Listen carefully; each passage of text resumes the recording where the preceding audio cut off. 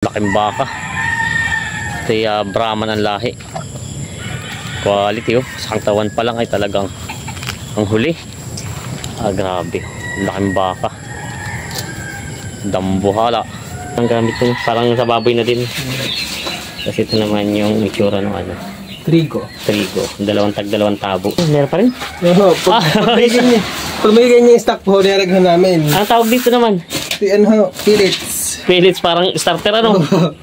Pag may starter. Aba? Ibabi po kasi kami. Ayos din. Kumbaga talagang sinusubukan nyo kung ano pa yung mas mabilis. Oo, magpapataba ng baka. Ayos. Mataas ang pagkabaka niya, malaki pati. Yan. Tapos tayo po ay naapabispecial ulit dito sa Lutukan Uno Islander. Ayan o. At Sariaya, Quezon. At nandito tayo ngayon. Yung titignan natin yung mga baka nila dito. Isang buwan na huli yung punta natin dito. At papasila natin yung mga baka na ditong pinapatining. Ayan o.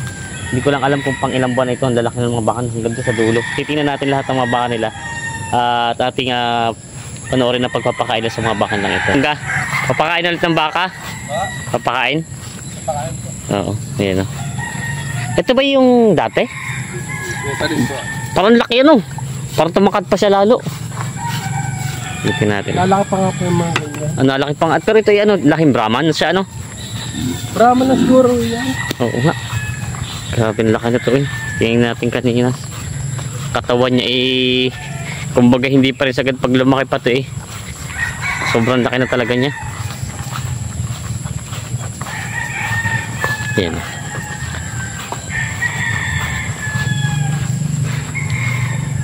Boss, magtanong lang pala ako, ibig sabihin talagang ganitong papapakain nyo ng baka ano? Kailangan may tama sa oras? Opo, tama po yung sa oras. Pag masyado maaga, hindi ko kinakain ng baka. Oo. Eh pag yung minsan, pag nalipasan na epekto, hindi pa yung paglaki nila? Pag hali po. Ayun naman pala, kailangan talaga pala tama sa oras. Ano? Tinan nyo, laki eh. Taas pa sa'yo yung ano eh. Diba? May ano kayong taas nito? Palagay mo. Ikaw anong height mo? 5'7" yun. 5'7". So pagkasama yung pasong niya, abutin siya ng mga 5'8", 5'9", ano? Sa laki ng bakang ito. Eh ito tatanong ko sa iyo kasi ngayon di ba katulad din sa Sariwa na damo tag-ulan na. Paano to? Yung baka niyo dito, hinahayaan niyo lang siya dito sa ulanan o sinisilong niyo din? Hindi po. Sa ulan na lang po sila. Sila naman po sila sa polyuling tali. Kala ko kasi may mga nagpunta tayo mga magbabaka pag tag-ulan daw napahit ang baka dahil sa ulan, hindi naman. Depende po sa kanila. Kung ang baka po nila kung sarili po sa sa mga ulahan, oo, hindi ho magkakasakit. Hindi naman. Pag nasanay po sa mga nakabubong, okay, may bubong. Yun. Baka po magkakasakit. Oo. Pero yung ibig sabihin kahit yung ulan ng ulan kasi minsan 'di ba may isang linggo halos nag-uulan sa experience sa pagbabaka, hindi naman sila namamayat. Hindi naman po. Hindi naman. Hindi naman pala. Basta ang pagpapakain niya tuloy lang. Tuloy lang. O humihina rin sila sa pag-inom ng mga ganito mga feeds. Hihina lang po sila sa pag-inom. Pero sa pagkain po hindi. Hindi naman. Yun naman pala. Ayos naman pala yung pag-ano. Kala ko naman kasi yung iba parang sabi nila pag maganda lang yung damo pag tag-ulan kaya lang hindi medyo napayat na yung mga baka nila. Depende po sa baka kung mataka po o hindi. Meron talagang bakang ganun. At siguro depende rin sa nag-aalaga. Opo. Yan. Grabe laki na to eh. Ito yung sabi ko yung lapad niya eh. Ano kaya, ano to? Mistiso lang ang ganito? Siguro po. Pero oo, laki eh. Tingnan yung batok niya. Lapitan natin dito. Yan, lapad ang batok eh. Yan, grabe eh. Pero ito hindi pa siya sagad ang laki. At kita naman natin ini pero yung katawan niya talagang napakalaki. Ito kaya may ilang buwan mo na itong alaga ngayon simula kasi isang buwan na huli punta ko dito. Yun na lang po ngayon yan po lang nakapag-alaga niyan. Ngayon lang ba ulit? Ngayon lang po yung kasunod po nung taon nung buwan na yon. Hindi na ikaw ulit ang nag-askasa. Ako pa rin po. Mga tagal lang ho ng mga 4 na huwata yan eh. Pang-4 na rin naman. Kumbaga ang plano niya dito hindi siya dadalian na ibenta. Pasasagad din talaga siya. Kung gaano kalaki yung lalaki niya. Ayun. Sariling baka naman to kaya walang problema kung hindi magmamadali. Ayan, tinan nyo. Ay, matanong ko lang boss, ano nga pala, ilang beses kayo nagpapakain ng feeds nyo? 2 beses po. Anong oras umaga katulad nga? Alas 7? Alas 7 po, tsaka mga 3:30 po. 3:30, mga ganun. Tapos yung tubig niya, binibigyan pa siya ng hiwalay na tubig. Tuwing ganito rin? Opo, pagkatapos po kumain. Tubig naman. Ayun pala. Tapos ito na lang. Yan ang supply nila dito. Ganito lang style ng pagbabaka nila. Ang kagandahan nga lang ngayon ito. Tingnan nyo. Yung dating punta natin dito, wala nang damo. Sa Mariwa na ulit yung damo. Ano to dito lang din? Ito lang paikot na ito. Dito lang silang tatali. Ikot lang po siya dyan. Hindi naman kayo nagtatali na malayo na. Hindi na. Okay. Kaya naman pala talaga magpataba ng ganitong baka. Kaya lang ito, natanong natin si Sir, yung papa mo. Oo, ito daw ay mahigit 100 ang kuha. 110 po yan. 110,000. Kumbaga pag gusto naman nila talagang hindi malaki naman talaga ilalaki, kaya lang hindi malaki din na kapital.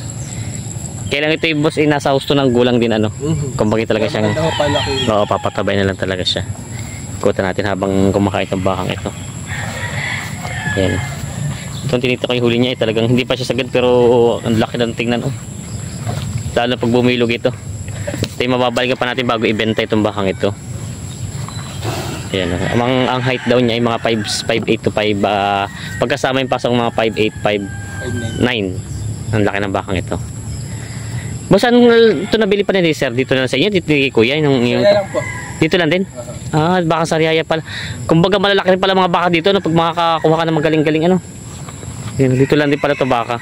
Kumbaga hindi na siya mahirapan mag-adapt sa klima ng ng lugar at taga rito lang din pala ang bakang ito. Ayan, mga bilhin na rin pala ito sa bukid. Grabe ng laki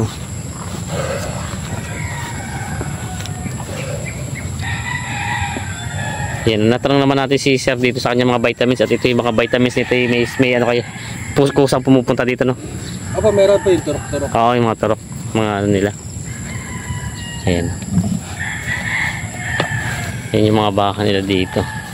Ay, hindi na paggasin ng mga kalakihan Patabay na po ito. Patabay na, kaya lang hindi siya kasi laki ng isang yun. Yan. Parang ito yung Indo Brahman ang lahi Siguro, malakot na yung oo nga. mataas. Oo, Indo Brahman ang lahi ng bakang ito. Ayan, patabay na lang din. Maganda talaga ang kinukuha ni Papa mo mga baka Oo. Sadyang yung mga magandang klase. Oo. Tingnan mo. Ibig sabihin minsan pagkain niya rin napapag-abot niya 1 taon ng pag-aalaga. Pag gusto. Pag gusto yung baka. Talagang papasagarin na maigi Parang yung isa nga dati dito na daanan ko sa inyo, parang medyo parang elepante. Oo nga. Wala na dito, wala na Wala na. Naibenta na. Pwede ko malaman kung magkano nabenta yan? Nasa 160 po 160 talagang napakalaki na. 160 na. Kaya parang elepante na. Ayan. Ito po yung isang alaga nila boss dito mga Ito yung may bago pa lang sa inyo. 100 po yan. 100 ang puhunan niya. Kapital. Ayan. Basta po ang ko na lang po ito ibig sabihin ko yung mga baka nyo ang pagkain nyo talaga para na rin ang Yan po yan iba po muna yan. Kunti pa. Isang pigs pa lang po yan. Kasi bago pa lang siya. Bago pa lang. Kumbaga itong dinadamihan nyo yung talagang medyo sarili. Sanay na sa pakain. Sinasanay nyo muna siya para hindi sayang. Para hindi magad maumay. Yun naman pala. Kala ko pag malapit na pambenta saka nyo dinadamihan. Hindi ho. Hindi naman. Sadyang dire-diretso na yun ang inyo. Basta nasanay na siya. Nakasagad po yung 2 pigs. 2 pigs talaga. Yun naman pala. Di boss, matanong ko lang magastos din Magastos naman po. Ay ayos lang naman Nakita din naman. Pagod. Yun naman pala. Pero yung pinakamabilis yung pag-aalaga ng baka dito na nakapagbenta kayo, kaya ng 3 buwan? Opo, yung nandyan po isa. Binibenta po namin at nanunuwag. Nanunuwag pero kumita naman. Kumita naman po. Yung nga lang, medyo may matatapang talaga mga bakang ganito, hindi na iwasan. Yun pala, may isang baka sila boss na pabenta agad at nanunuwag. Yan, ito yung mga bago pa lang na alaga nila boss. Ito ilang buwan pa lang sa inyo? Wala pa po, mga 2 linggo lang po. Bago pa lang din pala. Sa bukid na rin bili. Dito lang din. Oo. Ito pala isa bago pa lang pala ito. Yan. Pasyalan ko lang boss yung iba po Ito alin ang bago yun nasa dulo? Hindi ho yun, matagal na ho yun. Ito na nga ang bago. Oo. Ayan ho, kito Noy. Ito isa. Oo, yun pa. Medyo siya. Oo. Medyo may pagkatabang-tabang dito ng konti. Lalo pag may ibang tao. Ugali rin pa ng baka kahit tatang hayop. Pag may ibang tao talaga ganun talaga sila. Pag iba lang pag may-ari. Yun po yung isa medyo maliit-liit lang ngayon sa dulo. Ang magandang parang malaki pang ilalaki talaga nito Kita sa ano niya, sa balat niya, luwag pa. Kahit di natin lapitan ni ano niya.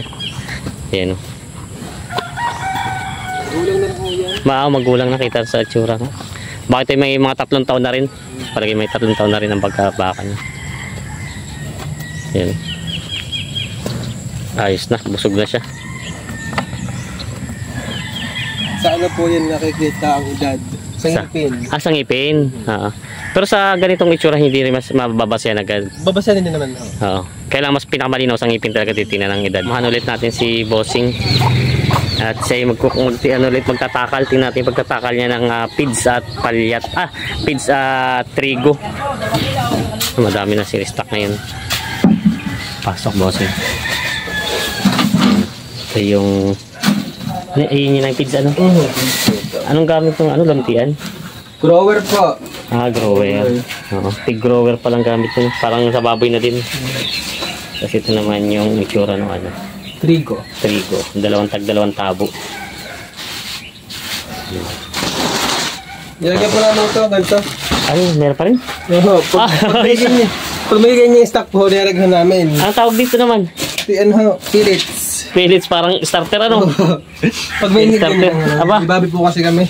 Ayos din. Kumbaga talagang sinusubukan nyo kung ano pa yung mas mabilis. Oo, magpapataba ng baka. Ayos.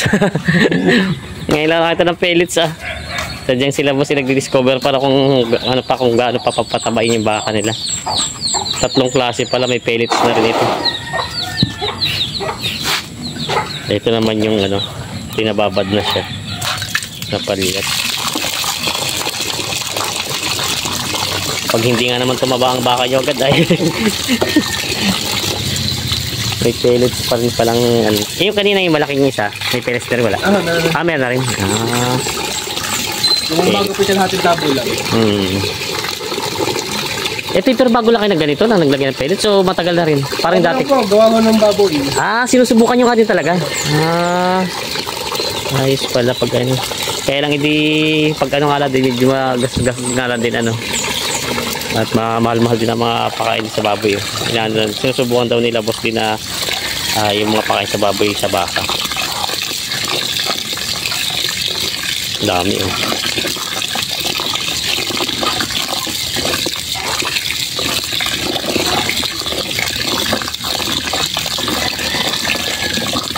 Kailangan talagang halu-haluri din siya para walang maiiwan. Ng buo-buo. Pero hindi naman kinahirapan at doon sa yung pagpapakain ng pellets na halo, hindi naman. At meron naman siyang kumbaga sanay naman na sila, nadagdagan lang ng isang Malambot naman po yun, pagpupunta din. Natutunaw din naman. Kumbaga halo na talaga siya dito. Yung isang baka naman ni boss na yung malaki doon na isa ang papakainin. Bali ang alaga mo lang pala itatatlo naman. Yan pa pong isa. Nakaiwalay na tayo. Bago lang po yun. Oo. Hindi ko nakakain ng umaga. Pahapon lang. Yun naman pala. Pero masasanay din ho yun. Bago kasi niya pala siya. Kumbaga pinapractice pa lang. Pa lang isa pala kaya hindi masyado pa parang pinapakain. Ayun bossing parang pinapauhaw nyo muna pagpahapon. Para uminom. Diba? Pinapauhaw nyo muna pag yung papractice nyo yung baka ng mga ganito. Hindi po. Hindi na po pinapainom naman.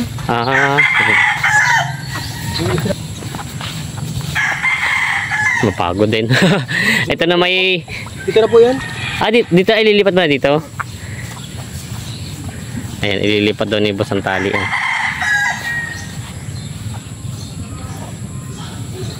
Tingnan natin. Ililipat niya ng tali dito bakang ito.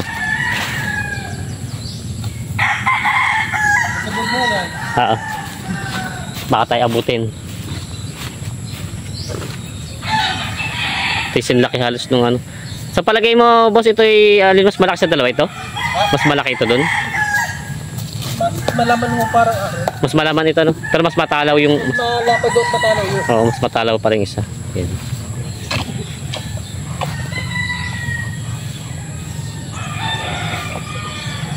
Pero yung taas niya halos ng pang-abot na din, Tuwa po kasi yung pasong noon. Ayaw nga. Ayan Ito pala malapit-lapit na rinibenta itong laki nito. Oo. Ayan. Grabe naman Ganyan yung yan, yung una. Yun. Oo. Ay, yun lang yung pinunta natin na yan. Gano'n lang siya kalaki dati. Hindi, mas maliit pa ho doon. Sobrang payat. Payat na, pero yung taas niya naman, yan na yun. Hindi na ho. Oo. Hindi, grabe. Parang malakas-lakas nga lang ito kumain kaysa doon sa iba, no? Diretso yan. Ubus sa'yo.